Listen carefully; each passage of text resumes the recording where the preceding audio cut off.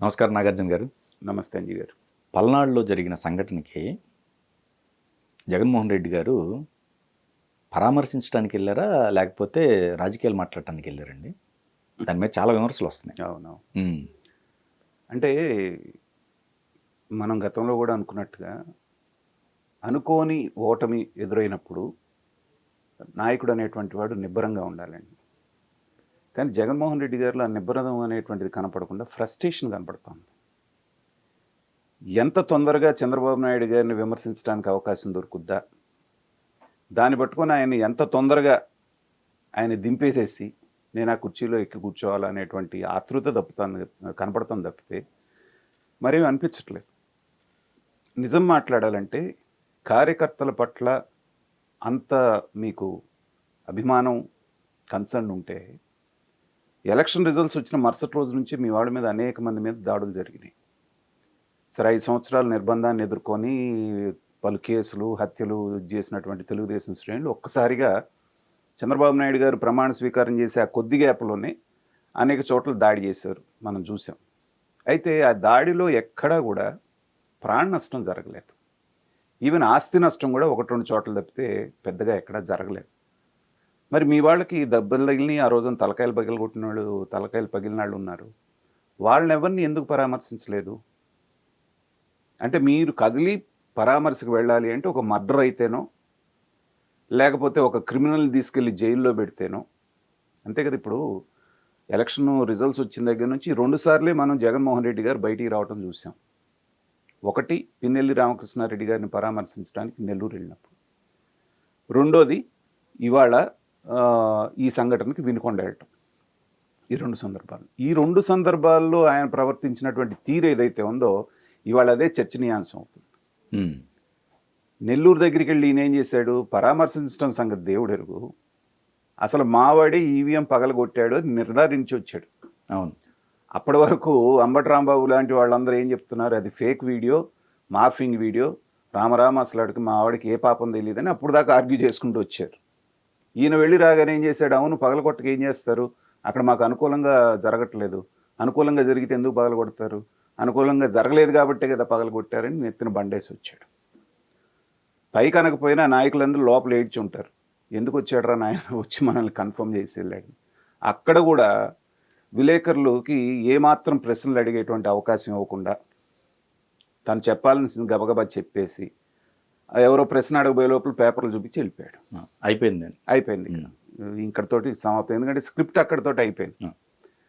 So same thing ఇక్కడ జరిగిందనగానే ఎక్కడో బెంగళూరులో, ఇప్పుడు తాడేపల్లిలో ఉంటే హడావుడికి వెళ్ళటం పర్వాలేదు, బెంగళూరు నుంచి అదే పని కట్టుకొని వచ్చి ఇక్కడ నుంచి పెద్ద ఊరేగింపులాగా బయలుదేరి మధ్యలో 5 నిమిషాలు 10 నిమిషాలు వెళ్ళగానే ఆ టాటా సఫారీ వాహనం బాగాలేదు ఇది నాకు అని చెప్పేసి అక్కడి నుంచి దిగి ఇంకో కారులో ఎక్కి ఇది చూసాం.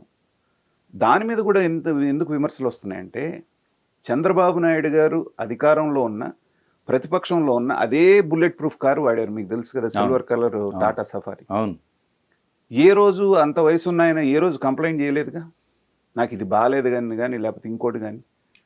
మరి ఇక్కడికి వచ్చేటప్పటికి అది నచ్చగా వేరే కారులో ఆయన వెళ్ళటం చూసాం. వెళ్ళిన తర్వాత మీరైనా నేనైనా సాధారణ మనుషులు, అంటే జగన్మోహన్ రెడ్డి గారి స్థాయి వ్యక్తులు వేరే రకంగా ప్రవర్తిస్తారు. మనలాంటి వాళ్ళం వెళ్తే ఏం చేస్తామంటే అక్కడికి వెళ్ళిన తర్వాత కండోలెన్స్, సానుభూతి చూపిస్తాము, అయ్యో ఇలా జరిగిందా, ఇలా జరగకూడదు అని చెప్పేసి వాళ్ళని కొంచెం మనం స్వాంతన వచనాలు పలికి వాళ్ళకి కొంచెం సర్ది చెప్పి వస్తాం. కానీ ఈయన చేసింది ఏంటి? ఇప్పుడు అదే కదా వివాదాస్పదం అవుతుంది. మీరు వెళ్ళి వాళ్ళని ఓదార్చడం కాసేపు పెట్టి పథకాలు ఎన్ని చెప్పాడు చూడండి చంద్రబాబు నాయుడు గారు. అమ్మ ఒడి ఎంతమంది ఉంటే ఒకళ్ళకి ఇస్తా, ఇద్దరు ఉంటే ఇద్దరు, ముగ్గురు ఉంటే ముగ్గురు, ఇవి ఎక్స్ప్లెయిన్ చేసేది. మరి ఈయన కూడా అంతకుముందు గత ఎన్నికల్లో అప్పుడు చెప్పారు కదండి. అదేనండి నేను అనేది ఏంటంటే, మీరు 1వ తారీఖు జనవరి 1వ తారీఖు జాబ్ క్యాలెండర్ అన్నారు, మెగా డిఎస్సి అన్నారు, సిపిఎస్ రద్దు చేసి పారేస్తాను, ఇలాంటి బోలెడు ఇవి మీరు అమలు చేయకుండా వచ్చి నిండా నెల 15 రోజులు కానటువంటి ప్రభుత్వాన్ని ఇవన్నీ చేయలేదని చెప్పేసి అది కూడా ఎవరికి ఎక్స్ప్లెయిన్ చేస్తున్నాడు? మీడియాకి, ప్రజలకు చేస్తే పర్వాలా, బాధితులు పిల్లాడిని పోగొట్టుకుని శోక సముద్రంలో ఉన్నటువంటి ఆ దంపతులకు ఎక్స్ప్లెయిన్ చేస్తున్నాడంటే ఈయన మానసిక స్థితిని ఏమనుకోవాలి మనం? గతంలో కూడా చూసాం, ఎవరినన్నా హాస్పిటల్లో ఉన్న వాళ్ళు పరామర్శించడానికి వెళ్ళినా ఒక శవం దగ్గరికి వెళ్ళినా నవ్వుతూ నమస్కారాలు పెట్టుకుంటూ వెళ్తాడు. అది చాలామందికి అర్థం కానటువంటి విషయం. సాధారణ మానసిక స్థితి ఉన్నవాళ్ళు మీకు నిజంగా లోపల ఆ ఫీలింగ్ లేకపోయినా కనీసం ఆ కాసేపు నటిస్తారు కదా అక్కడ, ఫేస్ విచారంగా పెట్టో లేకపోతే అసలు చాలా బాధపడుతున్నట్టో. అది కూడా లేకుండా ఎవరు కనపడితే వాళ్ళ మొహం చూసి నవ్వుతూ ఉంటే, ఆ బాధపడుతున్న వాళ్ళని చూసి నవ్వుతూ ఉంటే ఏమనుకోవాలి? సో అలాంటిదే మళ్ళీ ఇక్కడ కూడా జరిగింది. అది పార్ట్ 1. ఇక పార్ట్ 2 తీసుకుంటే మీరు బాగా గమనించండి. ఆ బాధితుల ఇంట్లోనే ఒక మీడియా సంస్థతో మాట్లాడాడు. అదేది ఇండియా టుడే, నేషనల్ మీడియా. మిగతా తెలుగు మీడియా అంతా బయట వెయిట్ చేస్తుంటే ఒక ఇండియా టుడే విలేకరుని మాత్రమే లోపలికి పిలిపించుకొని అతనికి మాత్రమే ఫస్ట్ ఇంటర్వ్యూ ఇవ్వటం అంటే ఏంటి? ఈ సమస్యని దేశవ్యాప్తంగా ప్రచారం చేయాలి. రాష్ట్రంలో ఉన్న మీడియా సంస్థలు పనికిరాలి ఆయనకి. ఎందుకంటే ముందు దేశవ్యాప్తంగా వెళ్ళిపోవాలి ఇది. వాళ్ళు స్క్రోలింగ్ వేసేసేయాలంతా. అంటే ఆయన ఇంటెన్షన్ అక్కడ కనపడుతోంది. వచ్చిన అవకాశాన్ని దేశవ్యాప్తంగా చంద్రబాబు నాయుడు గారిని అల్లరి చేయాలి, ఇది ఎజెండా. అది అయిపోయింది. బయటికి వచ్చారు. బయటికి వచ్చిన తర్వాత ముందు స్క్రిప్ట్ ప్రకారం ఈయన ఏం చెప్పాలి అది గబగబా చెప్పుకుంటూ వెళ్ళిపోవాలి. ముందు అన్నాడు హత్యలు అన్నారు, ఇంకోటి అన్నారు, తర్వాత పథకాల గురించి ఇది చేశారు, ఎప్పుడు ఇస్తారన్నారు.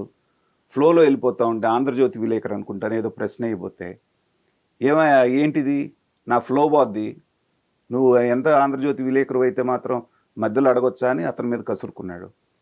కసురుకోగానే వెంటనే అవును నేను ఎక్కడున్నాను మర్చిపోయాడు, ఏం మాట్లాడుతున్నాడు.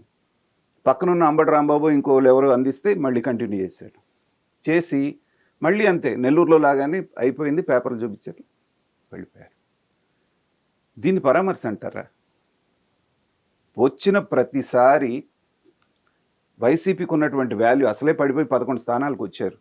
బయటికి వచ్చి మాట్లాడిన ప్రతిసారి ఇంకా దిగజారుస్తున్నాడు వాటిని. పైగా ఇంకోటండి, ఈ 2-3 రోజుల్లో దాన్ని రాజకీయ రంగు పులిమారు కానీ అవును, వ్యక్తిగతంగా చాలా 1 by 1 బయటకు వస్తున్నాయి. అవునండి. వాళ్ళిద్దరు అసలు మంచి స్నేహితులు, పక్కపక్కనే ఉండేవాళ్ళు, ఒకే పార్టీలో కలిసి పనిచేశారు. చేసిన తర్వాత ఏవో కొంత డిఫరెన్సెస్ వచ్చి ఇతను ఎవరైతే హత్య చేశాడో అతని అన్నని ఇతను జైల్లో పెట్టించాడు. ఆ కక్ష మనసులో పెట్టుకొని కరెక్ట్ టైం కోసం ఎదురు చూశారు. పులి మీద పుట్టలాగా ఇవాళ అతను ఉన్నాడు చూసారా, గోపిరెడ్డి శ్రీనివాసరెడ్డి, నర్సరావుపేట డిఫీటెడ్ ఎమ్మెల్యే, ఒక ఛానల్లో మాట్లాడుతూ క్లియర్ చేశారు కరెక్ట్. ఏమని? అది ఇద్దరు స్నేహితుల మధ్య గొడవ, గంజాయి మత్తులో చంపేశాడు. అతను చంపాలనుకున్నది ఒకడిని, ఇతను వెళ్ళి ఎవరినైతే చంపాలనుకున్నాడో వాడు లేడు కాబట్టి అతని ఫ్రెండ్ ఎవరైతే ఉన్నారో అతను చంపేశాడు అని ఈయన బహిరంగంగా చెప్పటం అంటే ఏంటంటే ఫిక్స్ చేసేసినట్టేగా. మొత్తం జగన్మోహన్ రెడ్డి గారు చెప్పిన స్క్రిప్ట్ని అంతా డైల్యూట్ చేస్తారు కదా. కరెక్ట్. పార్టీ రాజకీయ హత్య అనే దాన్ని ఇద్దరు వ్యక్తుల మధ్య గొడవ అనేటువంటిది నీ ఎమ్మెల్యేనే మాజీ ఎమ్మెల్యే చెప్తూ ఉన్నారు కదా. అవును. ఆ యాంకర్ ఎవరైతే ఉన్నారో అదేంటండి ఇలా అంటున్నారు, గంజాయి మత్తులో చేశాడని రేపు కోర్టులో కనుక చెప్తే అసలు కేసే పోద్ది కదా అనగానే అతనికి అప్పుడు అర్థమైంది ఏం తప్పు మాట్లాడాడు శ్రీనివాసరెడ్డికి. ఇక్కడ కూడా వెంటనే కరెక్ట్ చేసేసుకొని ఇక్కడ కూడా ఫూల్స్ అయ్యారు. ఇక్కడ కూడా ఓకే. సో అలాగా ఎవ్వరు పడితే వాళ్ళు బయటికి రావటం, సబ్జెక్ట్ మీద అవగాహన లేకుండా అవకాశం దొరికింది కాబట్టి దాన్ని అవతల వాళ్ళకి పులిమేయటం. ఇవాళ రాష్ట్రం ఏ పరిస్థితుల్లో ఉంది? విపరీతమైనటువంటి వర్షాలతోటి వరదలు వచ్చి అక్కడ ఇక్కడ అల్లాడుతున్న టైంలో మీరు మైలేజ్ పెంచుకోవాలి అంటే చేయాల్సింది అంటే మీ శ్రేణులన్నింటినీ సిద్ధం చేసి ఎక్కడైతే వరదలు వస్తున్నాయో అక్కడికి వెళ్ళి పని చేయండి అని చెప్పేసి నాయకుల్ని పంపించాలి. చంద్రబాబు నాయుడు గారిని చూడండి, 23 సీట్లకు పరిమితం చేసినా ఎక్కడ వరదలు వచ్చినా కానీ తనకు అక్కడ లోకల్ లీడర్స్ని పంపించేవాడు సహాయం చేయడానికి. అలాగే విదేశాల్లో ఎక్కడ మన వాళ్ళకి ఆపద వచ్చినా అది ప్రభుత్వం అధికారంలో ఉన్న వాళ్ళ పని అనుకోకుండా ఎక్కడికి ఫ్లైట్లు కావాలంటే ఫ్లైట్లు పంపించడం, అక్కడ వాళ్ళతో మాట్లాడడం, తనకున్న ఇన్ఫ్లుయెన్స్ ఉపయోగించడం. ఒక రాజకీయ నాయకుడు చేయాల్సింది ఇది కదా. అవి చాలా రికార్డు ఉన్నాయండి. హుదూద్ ఉంది. అదే కాకుండా అక్కడ ఉత్తరాఖండ్ అప్పుడు వచ్చేసి నానా బీభత్సం జరిగినప్పుడు కూడా అక్కడ కూడా యాక్ట్ చేశాడు. తర్వాత ఉక్రెయిన్లో తెలుగు వాళ్ళు విద్యార్థులు అక్కడ ఇరుక్కుపోయినప్పుడు ఇలాగ అనేకమైన సంఘటనలు ఉన్నాయి. కాబట్టి అధికారంలో ఉంటేనే నేను పనులు చేస్తా, అధికారంలో లేకపోతే అదంతా కూడా ప్రభుత్వం బాధ్యత అని ఏ రోజు అనుకోలేదు ఆయన. కాబట్టి ఏంటంటే ఈయన వీలైనంత తక్కువ బయటికి వచ్చి 6 నెలల పాటు బయటికి రాకుండా సమీక్షలు చేసుకుంటూ ప్రభుత్వానికి తప్పులు చేసే అవకాశం ఇవ్వమంటున్నాను నేను. తప్పులు చేయకముందు నువ్వు ఎగబట్టడంతో వాళ్ళు సరి చేసుకుంటున్నారు. సో 6 నెలలు కామ్గా ఉంటే వాళ్ళు చేయాల్సిన తప్పులు చేయనివ్వండి. 6 నెలల వరకు ఏ పథకం వాళ్ళు ఇవ్వలేదనుకోండి, అప్పుడు వచ్చి బంబార్డ్మెంట్ చేయండి. మేము గౌరవంగా 6 నెలలు టైం ఇచ్చామని చెప్పేసి అప్పుడు విలువగా ఉంటుంది కాబట్టి. కానీ ఇలాగ చిల్లర రాజకీయాలు చేస్తే ఉన్న పరువు కూడా పోయే అవకాశం ఉంది. వాళ్ళ పార్టీ శ్రేణులే తలలు పట్టుకుంటున్నాయి, ఏంటి కర్మ మాకు అని చెప్పేసి. అలాంటి పరిస్థితి రాకుండా చూసుకోవాలి జగన్మోహన్ రెడ్డి గారు.